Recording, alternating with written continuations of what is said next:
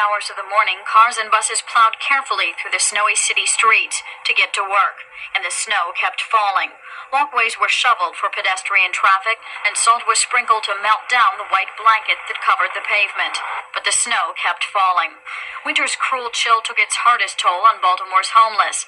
This man was clad in a thin shirt and jeans, with only a blanket to fight off freezing as he clung to a building for its warmth. These men warmed their hands over a small fire in a trash can, but they had no shelter from the cold, and the snow fell even harder. Harbor Place had its doors open, even though its